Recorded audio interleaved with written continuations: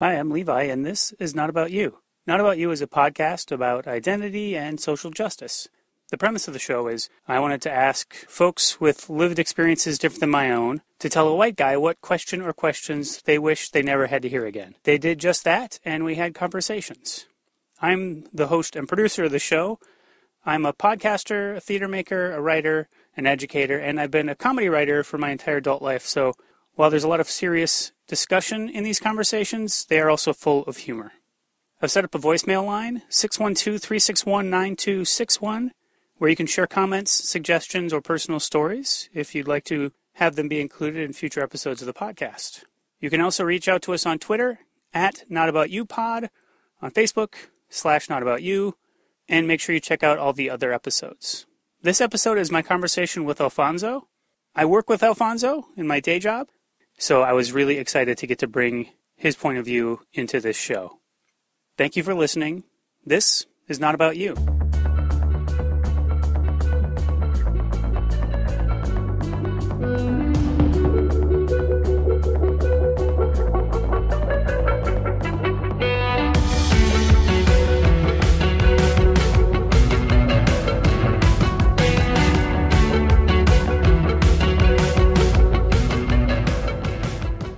I am Alfonso Tomas Wenker.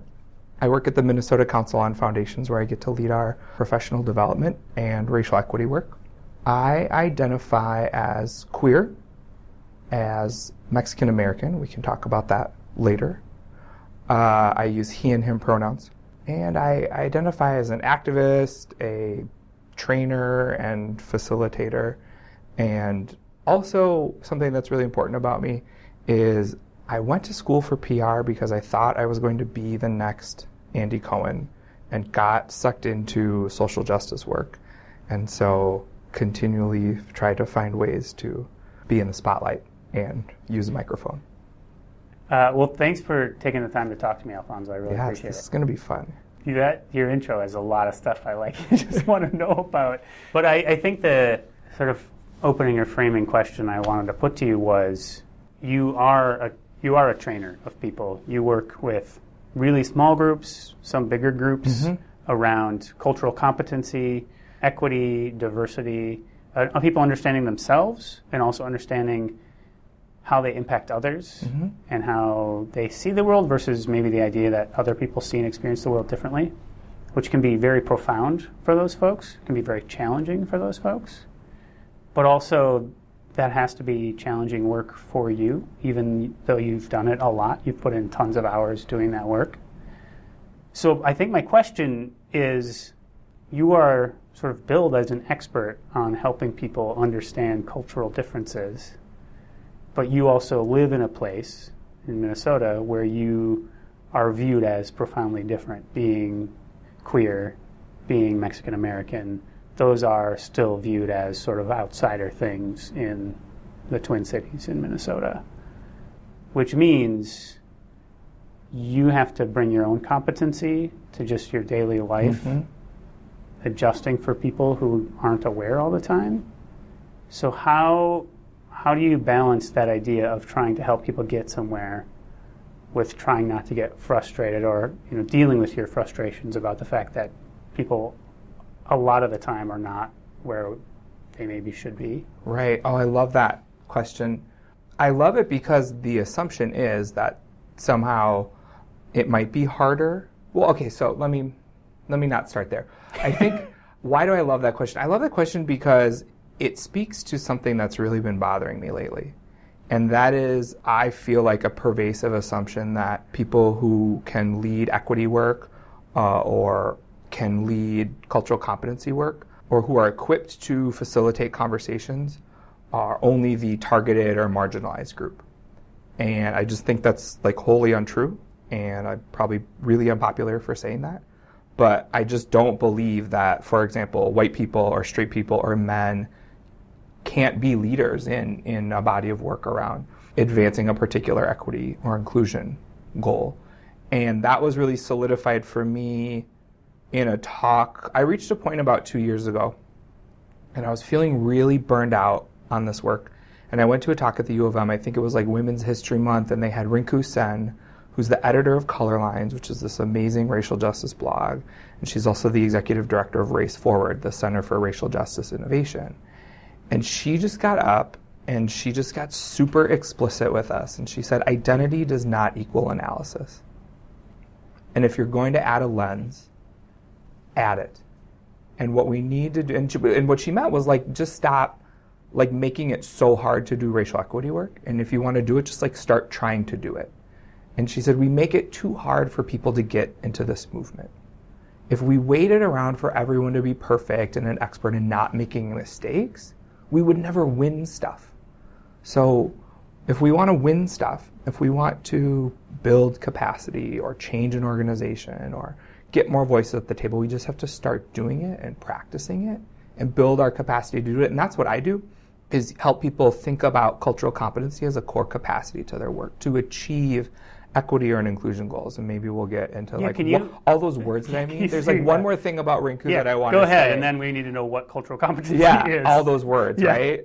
Because people use them interchangeably.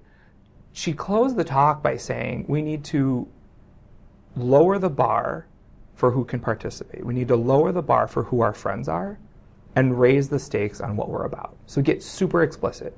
We're an organization that's trying to do racial equity work, and stop waiting for people to be perfect before they can come into that work. We want them in. Like, we don't want people off, like, making mistakes. It's like, don't try this at home kind of, like, approach. Like, come try it around us. And it links to this article I read a long time about the ethics of doing cultural competency work. And this gets to your question about, is it hard for me? Or what is it like to sort of hold marginalized identity and support mainstream organizations in building their capacity? This article said, the work is not, you're not working on your stuff when you're up in front of the room. So if you can't hold that today, if you can't be in a room where you know someone might say something culturally insensitive or racist or homophobic or sexist, like if you aren't feeling equipped to hold that, then you shouldn't be training that day. You shouldn't be holding that space. It's part of why I rarely train or facilitate alone, because I can build a relationship with my co-trainer where we can just give each other a look and it's like, that's you, buddy. You got to take that one because, like, I'm not in my body right now. I'm experiencing on a very, like, fight or flight level this thing that just got said. So, like, I'm going to let you take it, right? Or what are my resilience practices for holding that space, right? So, like, leading equity work or cultural competency work, just like, is it for someone who wants to work through their stuff or prove a point? I have this mentor in the work who always says, do you want to be right or do you want to be effective? And if your question as a trainer, facilitator is, I want to be right, then just get out. Like, you're wasting everyone's time and you're going to leave more mess than was there before. Like, that organization is actually probably better off just not hiring you to do their work than bringing you in and, like, letting you, like, stir up mess. Because I want to build effectiveness. I want to build capacity. That sounds like the Hippocratic Oath. Like, first, do no harm. Right. Only this article about ethics, I'm going to be the, people are not going to be happy with some of what I say. That's great. It's like, great for me, right, bad for you. I'll take it because I feel very comfortable in what I do. Well, you're not here to work on yourself. I'm not here to work on myself. Right now. I'm working on you. I'm working on you today. That's all I needed. No, it's the other piece of this article was about only being as gently disruptive as the client gives you permission to be. So it's about goal-directed work. So what are your particular goals? So we talk about inclusion training or equity training. Those are outcomes, right? Inclusion's an experience and equity sort of this systemic outcome. So I want to build cultural competencies so you can achieve those goals, right? And so cultural competency work is developmental. It says there's specific things that I need you to do and understand and behavioral skill sets I want to build before I start doing other stuff, right? So my goal should, in developing capacity, right, for an individual or organization to achieve equity or inclusion goals, should never be to be so jarring in the delivery of my content that person doesn't want to come back and continue to build. And I know, based on the mindset of the organization through assessment, what kind of content I'm going to use. So part of how I take care of myself is being really clear and rooted in my practice. That I use an intercultural development lens, and there's a whole body of research around it that says, let me first assess and understand your mindset, and then let me engage in what we would call developmentally appropriate capacity building. So should I back up and should I talk about like these words I'm using? Yeah, I want to like reframe one of the things I pick up there is part of the way you can be successful is you have to know where someone is to decide where you think you can get them to. Mm-hmm. I feel like that's what you said. But and it's not about where I want to get them to. Right. It's about where they say they want to go. Yes, yeah. Right? But yeah, if you could give some glossary stuff. Yeah. So a whole bunch of words, right? We say diversity, inclusion, equity, cultural competency. What's Mexican? What does that mean? Mexican. We got to go further back. We have to talk about what's Mexican. That's like its whole. I had an idea to do my own podcast called Not That Mexican. Oh yeah. And it's about how I'm like, people have told me, well, you're not that Mexican. Oh, interesting. But also I'm not that Mexican.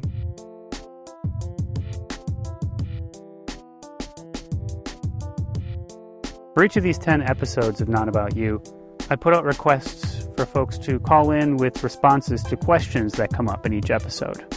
So a few people left voicemails, and I'll be sharing some of those in the middle of some of these conversations. You have reached the Not About You voicemail line. Leave a message after the tone. Hey, Levi. It's Taj calling again to leave another voicemail for you. The question that I have in front of me, how do you react to the question of being not enough or the right kind of culture you come from? Like being the example given, like being told you're not very Mexican. I'm going to be honest. I'm struggling with that quite a bit right now, actually. I feel like I was actually just talking about this with somebody the other day. I'm mixed. I'm biracial. I'm half Sri Lankan. That's what my mom is, and half American, which my dad is.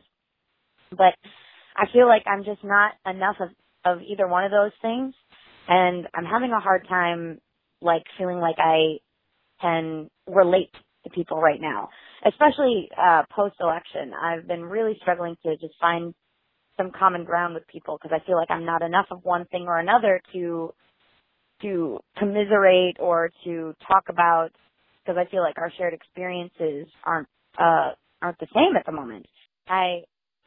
So it's a little bit of an interesting conundrum. I definitely feel like, I'm not white enough to be mixed, and yet not, I'm too white to be mixed is what I'm trying to say, and too mixed to be white.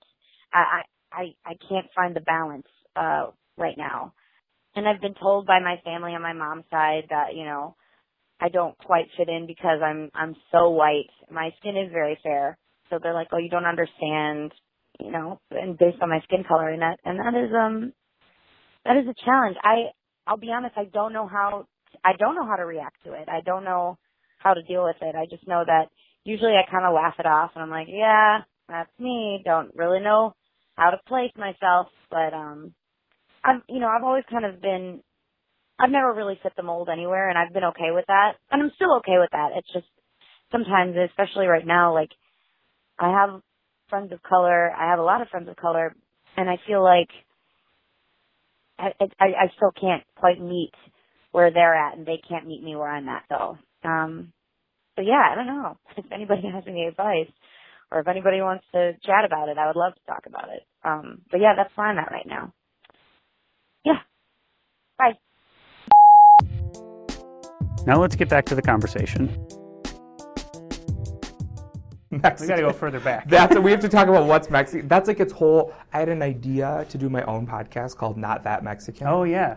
And it's about how I'm like, people have told me, well, you're not that Mexican. Oh, interesting. But also I'm not that Mexican. Like, yeah. I'm not the one. But that does seem super loaded. Because do they mean that as a compliment? I didn't know, right? It was like a You're lot not holding a taco right now. Is that what they're saying? It was literally like, why don't you have a sombrero? Like some kind of bullshit stuff. Yeah. It happened the most in college, and sort of when I decided I wanted to like support people in their journey. Because you had to go like, I'm either going to punch this person or help move them along. Right. Like I had a choice to make about, and like it was my roommate. I'm like, well, I'm stuck with this guy for 5 months until semester changes. We could do a whole day. I'm really on curious. sort of like Mexican identity. So I didn't Because I want to know what the markers someone needs to go, oh, okay, I was wrong. Like you do have your sombrero. There's a mariachi band right, that like comes and making, visits you once a right, week. like what, you only speak Spanish? No, this is funny because I grew up in a family in a neighborhood where we talked about being Mexican, and like we talked about like Jewish people or German people or Puerto Rican people, and so like it was just really like important to distinguish that particular ethnicity. Mm-hmm. And then when I got out of the west side of St. Paul, I realized that if you told people, particularly like white people, that you were Mexican, they thought your family was from Mexico, or that like you like just got here today. They're like, what part? It's like like not for 3 or 4 generations, right? Like so my whole I'm not that. It was like I'm not that Mexican. Yeah. So then I learned about this word Latino, right? And then I learned like I could be a Chicano because I was Mexican American, right? So I learned these words from other people who like really didn't want me being Mexican in a particular box because they're like, no, that means you're from. Well, I would imagine also there's some Mexican immigrants who would say you're not that Mexican. Oh, so you have this group of white people saying, yeah, you're not that Mexican, and this group of sort of from Mexico people saying you're not that Mexican. Right. And you never even were fighting to have that status. I just was like, that's the word I learned for talking about myself, right? And then it's like, you kind of look like me, where it's like, in the winter, like, kind of you're white, and then in the summer, I'm pretty brown.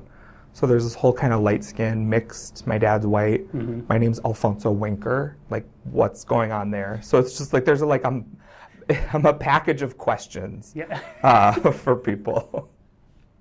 I really like, if you make a podcast, it should be called Package of Questions.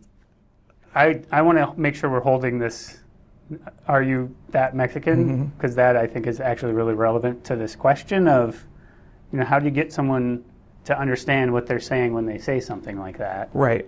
Like, they don't know what they're saying. They don't know that can be harmful or just plain ignorant. Or that it came in with a picture. Or it's literally the best that they're working with. Yeah. There's potentially genuine curiosity behind it, too. Well, and I think an attempt to connect. Right. Oh, you're kind of like me, is what that's saying. Right. Like, I like Chipotle. It seems like you'd probably like that. Right. I do love Chipotle, by the way.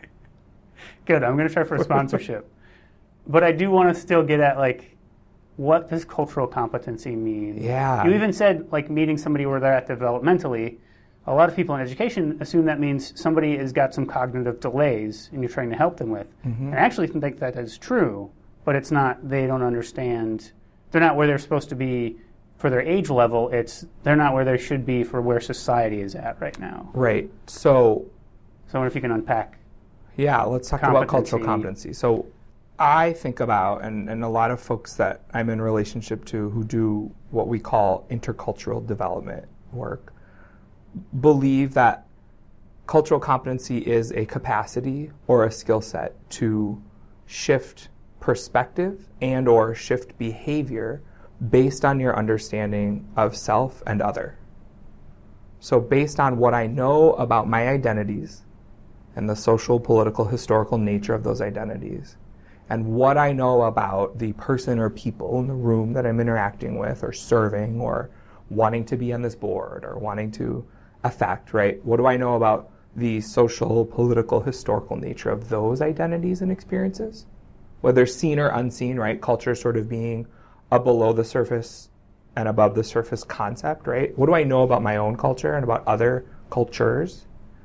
And what behavioral or mindset shifts do I need to make to achieve a particular goal?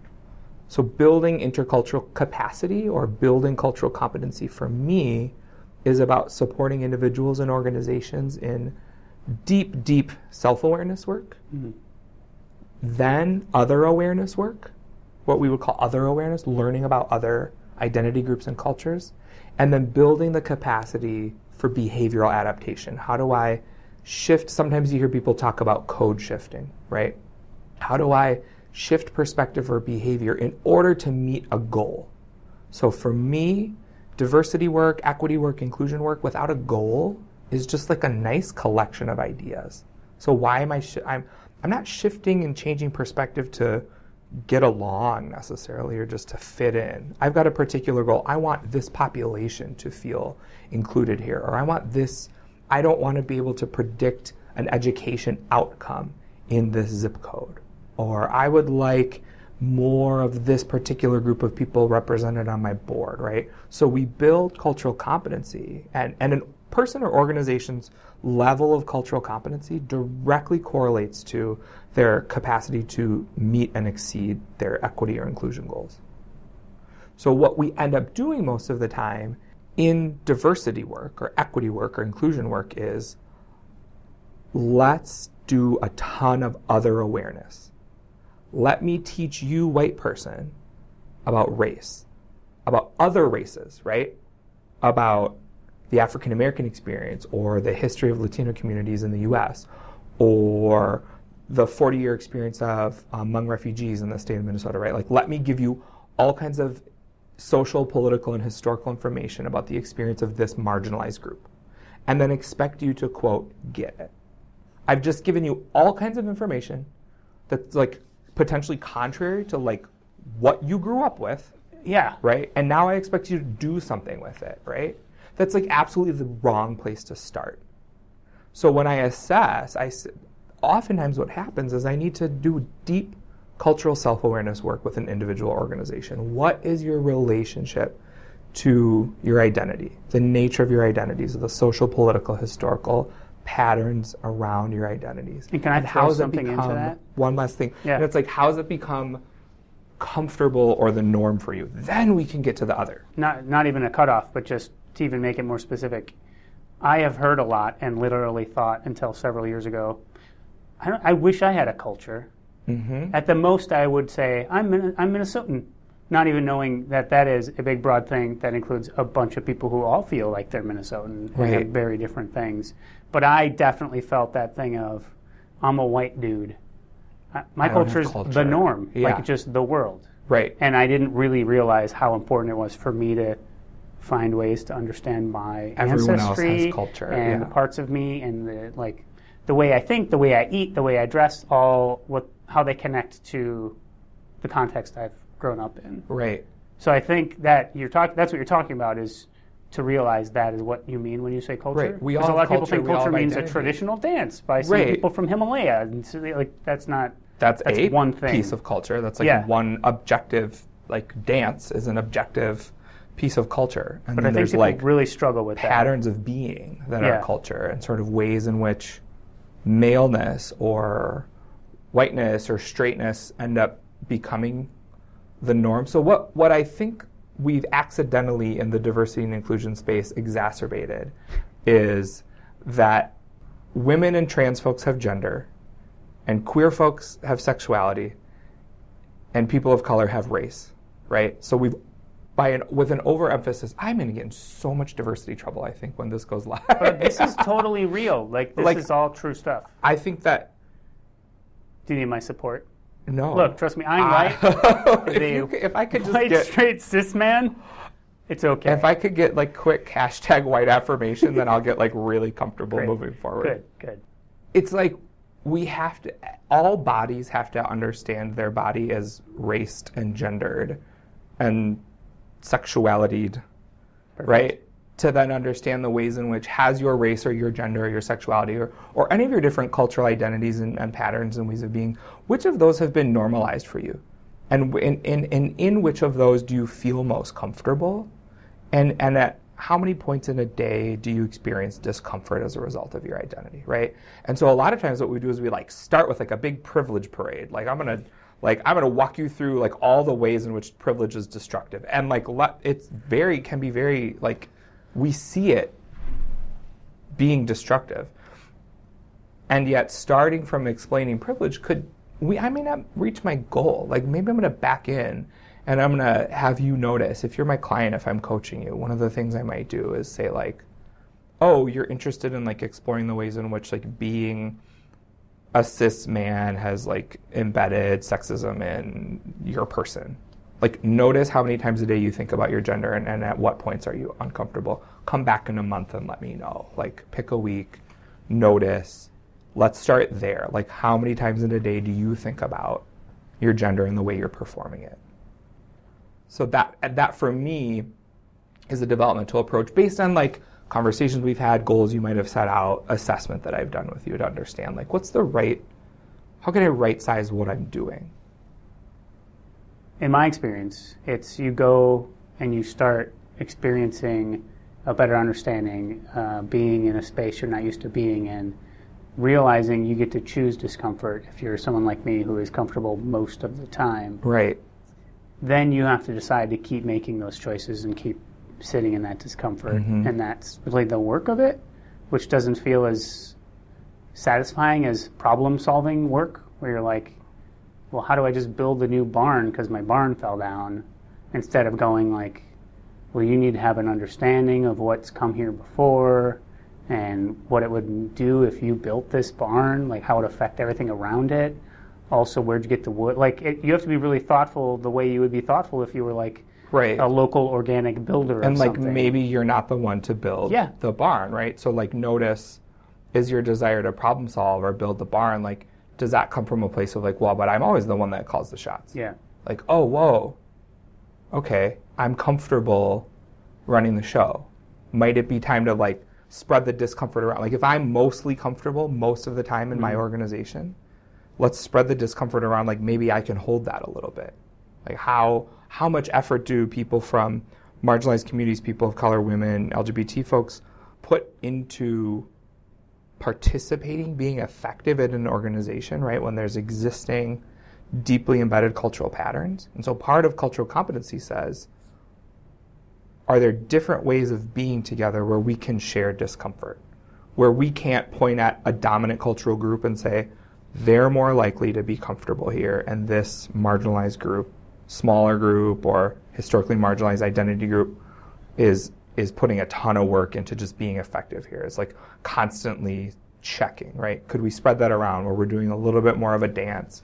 People are making different choices. Folks who are most of the time comfortable are holding some discomfort so that other people might step into leadership, design a process, make a call, represent the organization, et cetera. So here's a question for you then. If part of that work, like the work of a trainer, even an activist, you have to not be doing self-work when you're in those spaces. Like it shouldn't be about you trying to figure out who you are and still have those understandings. Not that you're ever done with that work, but it can't be about you fighting those fights. It's instead about helping other people come to realize they need to absorb more discomfort to create less discomfort for others around them. I wonder, where do you like personally feel most comfortable, or where do you have your discomfort, and in what ways do you feel like your work is helping to pull up from those spaces and help lessen that discomfort? Like, are you doing work that's in direct service of your own time when you're not on the clock and you are allowed to like be not in your body and not have to be dealing with something? I think there's a lot of stuff I think that I need to work on. Let's make a list. And I make a list. Everything you need to work on. So, and I do, right? Like we make these lists, right? You want to be sort of equipped as a trainer with like stories and self-growth and, this time right? So I think one of the things that my earliest work was queer campus activism, like building campus leaders and then doing ally development work all around the state. And what was just immediately clear to me was like, I'm a assigned male at birth person who presents as a man, right? I wear pants, I have a beard. My gender doesn't cause question. Sometimes I might hold hands with another guy or be kind of flamboyant, like that might be challenging to some people's version of masculinity, but like by and large, my gender does not challenge people when I come into a room, right? I'm not hyper masculine or hyper feminine in any threatening sort of way to people. So that was like one of the first things I had to work on and like sit with women and with trans folks and like read about gender and learn about gender and like think about the ways in which I'm conditioned to feel like I can physically and socially and emotionally like get comfortable. I'm sort of programmed. I got a lot of messages, right, coming up in my life that like, oh, people should listen to you. And like part of that is being the youngest, like let's be clear, like the youngest, mama's boy, but also like being a young man in sort of a society that cherishes male leadership. So I think that was one of the earliest things that I had to realize, that in my fight for freedom of expression and sort of full lives for queer and trans people, that my own understanding of my gender, a lack of understanding or a lack of relationship to my own gender and like what happens when my body's in a room, was like a very early journey for me and something that I still think about. And I think I'm newly thinking about it more as I'm on most of my career. I was on teams of people. We were working on queer and trans issues. And so there was like a different way in which like we had relationship to each other's bodies and talked about them. When I left queer activism and queer philanthropy, where so much work was about like, we got to get better about race, I like then came into more mainstream philanthropy in the second half of my career. Yeah. My extensive 10-year career. Like, yeah, you're already in your second half. It doesn't bode well. And in my final year, am I like retiring? Yeah, this is your party. It's thinking about like figuring out as like a young single man, what are my behavioral choices around people that are trying to build families, and in particular, mostly like cis women who are parenting and are like taking a leadership role in their families in leading the parenting, or at least from what I see in my work, are sort of in a household where they're playing an active role, right? So asking questions about like how do you show up and support peers and people I supervise and people that are in the workplace that like just have this lived experience that I just don't have. So like all my best learning about gender and that's great, but like I'm not a parent, and now I'm learning about and like reading about and listening and paying attention and noticing like when I'm uncomfortable around supporting a workplace of people that like folks are trying to be parents. Like that's a place where I get really uncomfortable. Cause I'm like, but like I can stay till 6 and just like get the thing done. Yeah. But like for sure most of the rest of the people around me can't and shouldn't have to. Yeah, right? Yeah. Because they have something to live for. And all I have is this stupid job. That is coming to a close. That apparently never forget. Here at the end of my career. Yeah, this is like a wrap-up of the life lived in my final year. Alfonso. No, I think no one ever heard from him again. Oh, we put him on an iceberg and just pushed him out. Enjoy. I think that's a really interesting example, and not one that someone who has my experience, you know, like I have the sort of cis male thing, but I am a very present parent. Like that is, you know, I'm pretty equally divided with my wife on that role and what that means, and I will leave my work at a moment for any minor thing that my child needs, because that's where my priority sits. And so that experience from a coworker, I totally get, but I only get it in the last 10 years when I've had a child. Before that, I was always like, hey, you agreed to be here. Sure, we all have things going on, I think was my idea before, which is like, oh, now I see a difference where like, yeah, but your thing won't die if you don't show up for whatever's happening. Like there's a scale, but it's hard to make that translation to other components of other people's experiences. Right, and I've recently developed this sort of narrative around like, I believe people when they tell me their lived experience. You know, when I was thinking about last fall and the murder of Jamar Clark and occupation at the 4th Precinct, there were a lot of people around me who were like, had these like meta level questions about like, well, why, and is it really that bad, and et cetera. And I just put this thing out on Facebook and just said, listen, I'm not black and I don't live on the North Side. So when black people on the North Side like tell me about a lived experience, like I have no other option but to believe them.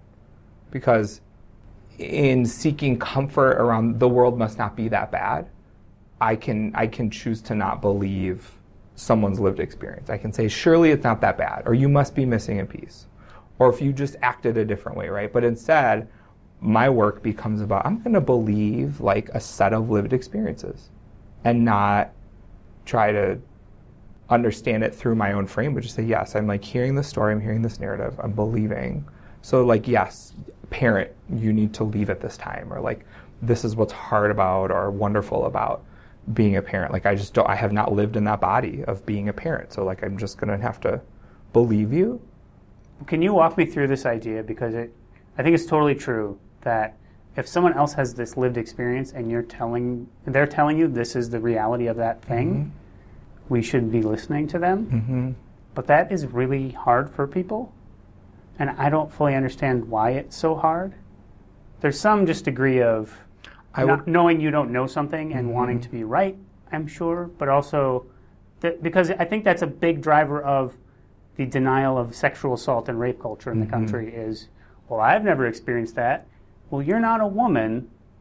You never can. You literally will never experience that. Even if you put on a dress and walked down the street one day, mm-hmm. that is not the same thing as a lived experience of being constantly on guard and feeling weird in an elevator if there's a dude in there. Right. Like, that's just not a thing. But I wonder if you can help sort of walk through, like, what's the resistance? Like, what are people protecting by not surrendering to that, oh, I don't know this, but you must? Well, they're protecting comfort. And comfort manifests itself personally, institutionally as privilege, right? Mm-hmm. And the protection of comfort is what I would say is developmentally not surprising. So there's a developmental mindset called minimization. Ooh, go on. That most people, when assessed, end up in. And minimization is, have you ever heard, but we're all people. Can't we all just respect our humanity? Mm-hmm. That's a great strength of minimization. And yet it's limiting. So minimization seeks to create comfort by assuming a shared or universal experience. So I haven't experienced that institutional discomfort, that institutional discrimination, oppression, that consistent fear of power over me. So if you, Levi, act like me, and if more of you come to this organization or to this community, right, and act like me, we'll be successful. So minimization feels like with one hand, I'm saying come here and beckoning you toward me, and with the other hand holding up a wall, saying come here, but you're bumping into the wall. So if what we know through assessment is that most people overemphasize common or universal experience at the expense of understanding and leveraging difference.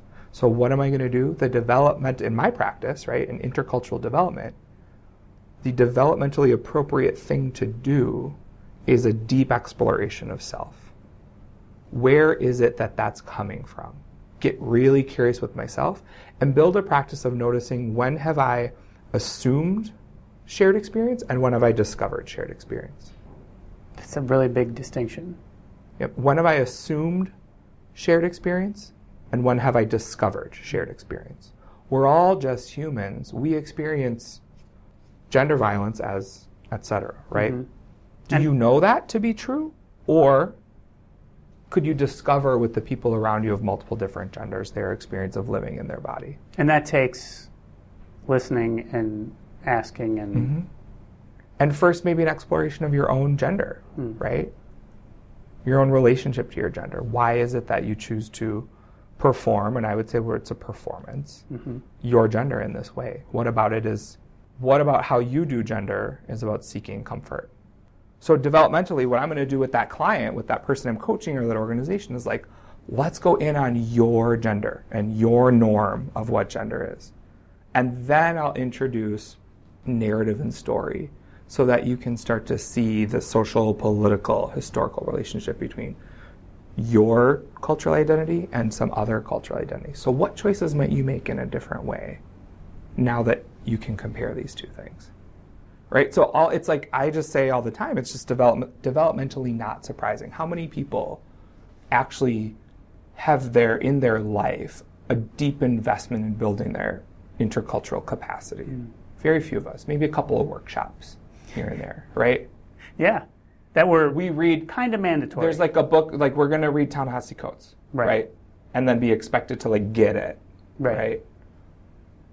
That's Right? actually We're a going to thing read the new Jim that Crow and then people we're all now going to get say it. before they ask a terrible question. They'll say, I read Ta-Nehisi Coates. Right. But that's usually the phrasing I hear. Right. Like, I've done the work, and yet, why doesn't everyone just be good to each other? And, put your hands up when a policeman tells you to. Right. Like, it's such a dismissal of trying to understand.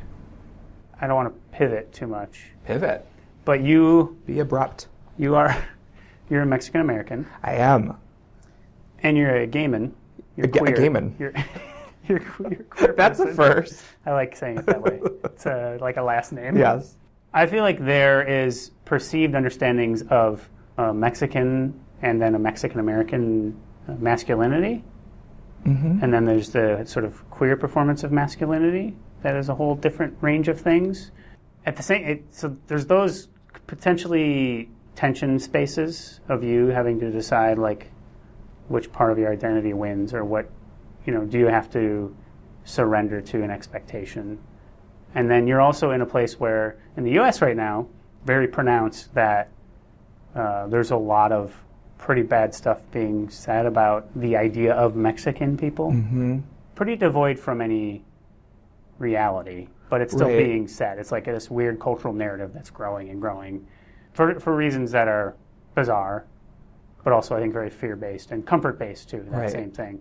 So I wonder if there is any personal tension for you, particularly right now, like being, having like a family that is Mexican-American and that meaning a lot to you. You have like deep, ancestral relationships, but also you are someone who's directly advocating in queer spaces and directly advocating for equity work in general. Like, do you feel compelled to fight against this anti-Mexican narrative in connection to your work? Or are you able to feel like I'm doing this work of building people and giving them more ability to understand the world, and I don't have to do direct action against the particularly loud right now hateful narrative against a community that you're a part of? That might have gotten a little sprawly. That's a web. Yeah. That's a You just pick something. pulling back there. the cobwebs and like walking through it. Yeah, you're going to find the Indiana Jones little pouch of whatever. There's something. There's a nugget of insight in there. Or not. I'm just going to talk. Let's see what comes. Do that. So on the Mexican side of my family, I come from a family line, where particular choices around assimilation were made during a time when families were deciding, were we going to be that Mexican, right? And so my grandfather, for very reasonable choices, chose to share a message with his kids that we are Americans. And so we do things like we speak English and we serve in the military. So my Mexicanness is rooted in some food traditions and some musical and dance traditions and a particular storytelling and a being from the west side of St. Paulness that's really, really different from the kind of Mexicanness that's being attacked right now. And yet, my story is tied up in how and why my family is here and not in Texas, right? Has a link to the current struggle around immigration. But that is something that I've had to learn for myself. That's not part of the story that I grew up in. We didn't have conversations with my mom and with her extended family about things like immigration or documented, undocumented. We are, by and large, as far as I know, middle to upper middle class, documented folks who probably lean right, working class tradesmen in terms of my uncles, right? So because of choices that had to be made because of violence and discrimination at a certain time in our history, my lived experience is really different from the lived experience of people who are fighting around like dreamers, right, around disrupting an anti-immigrant narrative, right? So that's another place where I get to choose comfort or discomfort, because I come from a line of documented sort of right-leaning, we are American. To understand my story or my Latino identity is directly linked to, right, a struggle about being in this country. It's something I'm choosing. And so my work has not been explicitly issue-based for many years, my paid work, right? But I certainly understand my desire for greater freedom across multiple identities to be directly linked to these struggles. And I think that it is the idea that we need to tackle these issues as single issues is exactly what holds us back. Or the belief that somehow we need to be fighting across marginalized identities for resources.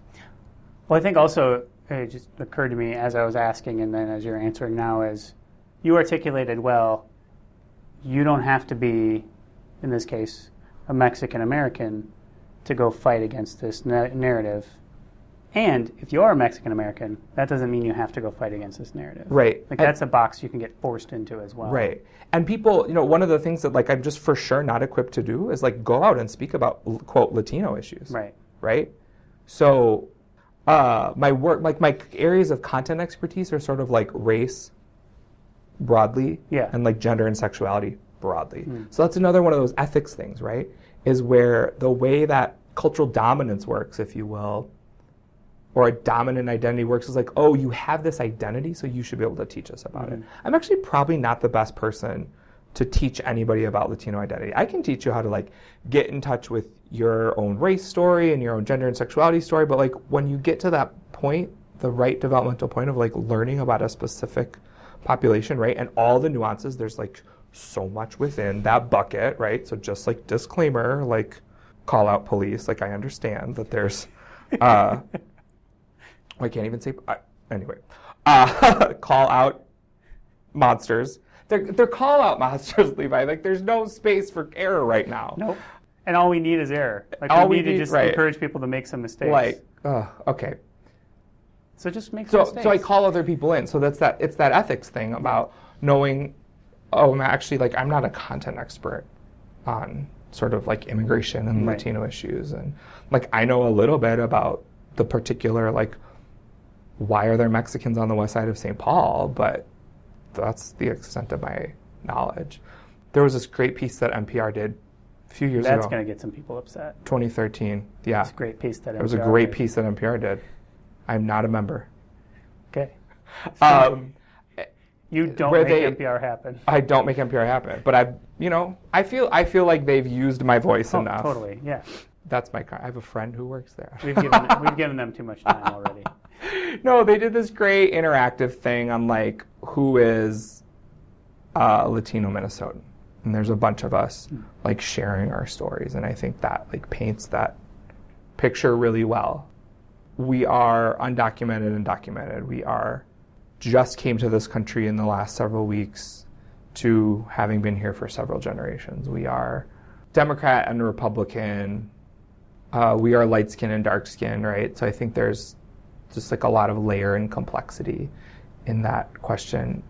So do I feel compelled to fight against this sort of dominant anti-immigrant narrative? Yes. Do I recognize my Latino identity as like directly impacted and a part of that? Yes. Is that part of my family's story? I don't think so. I admittedly like don't talk with my uncles, right, and my extended family about this sort of stuff. Like it gets too emotional. It's just like it's not what we do, right? And maybe like that's a performance of gender, or it's about like not being vulnerable. I just remember there was like this whole big blowout around guns a couple Christmases ago, and I was like, no, we don't do issues. Like we have a great time, like we talk about all kinds of other stuff, but when it gets like vaguely political.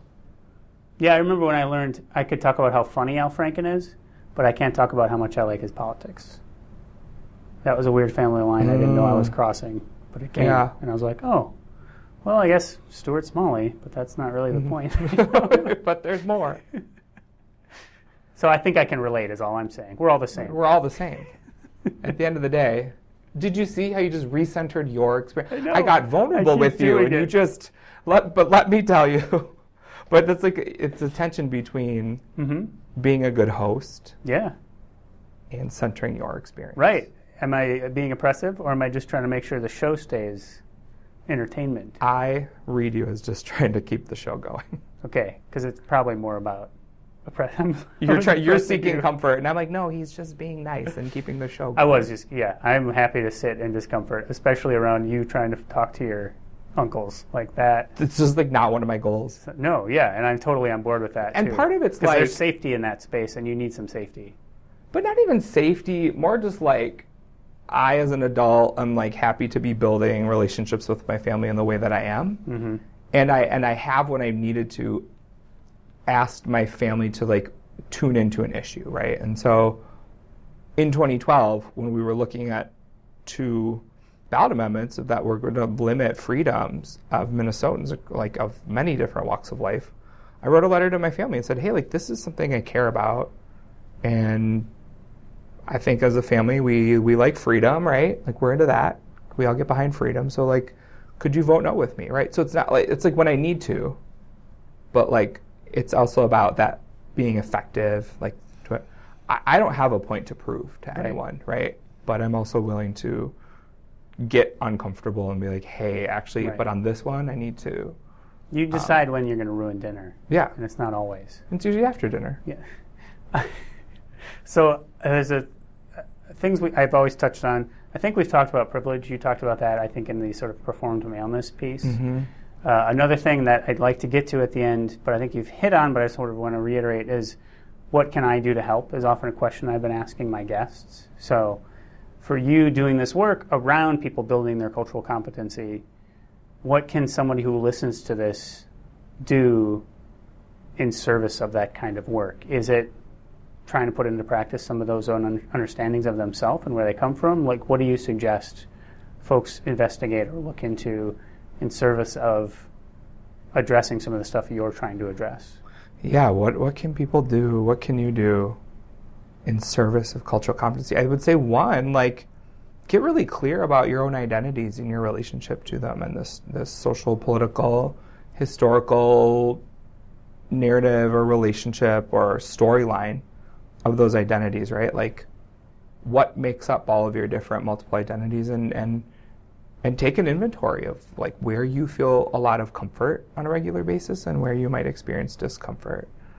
And the biggest thing is like practice holding discomfort. Like we just had this moment in the kitchen here at the office, and because we are coworkers. We are coworkers. Yeah, I didn't disclose. We disclosed that. Is there a bias here now? Probably, yeah.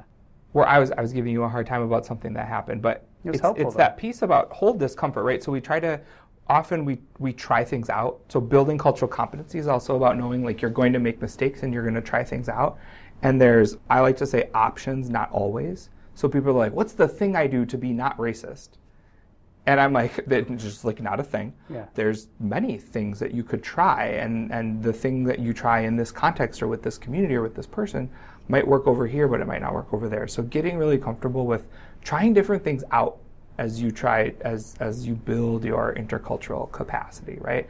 And knowing that when you try things, right, in an attempt to build a relationship or take responsibility for something that you've done, if then what you get back is a rub, a hard moment, resist the urge to explain away what you intended to do. What I meant was. The reality is it's landed in a particular way that was difficult or hard or challenging or felt racist, sexist, homophobic, etc. for that person. So let it land that way and take responsibility for how it landed and think about how you will or won't do X, Y, Z in the future. Because explaining away intent recenters your experience and doesn't validate, right? Someone just told you a truth about a lived experience they had, and so now it's your responsibility to make choices about whether or not you're going to validate it. But demand forgiveness. But just demand it up and down. That's how you know you're not a bad white guy. There's no, Absolutely not. There's no such thing as not a bad white guy. That's untrue. I know it's not, but it's a fun thing I like saying. Because it makes people like, wait, hold on, what just happened? Where, if you're comfortable, where can people connect with you on the internet if they want to see what you're up to, if they have questions, if they want to, know how to find out about the kind of stuff that you do? Yeah, I have a website. It's pretty crappy, but perfect. It's one way to find out about me, alfonsowenker.com. I'm also on Twitter at Alfonso Wenker, or you can check out mcf.org and in the staff section. That's where you can find me. Great. Well, thanks for taking the time to talk to me, Alfonso. This was really fun. Hooray. Thank you.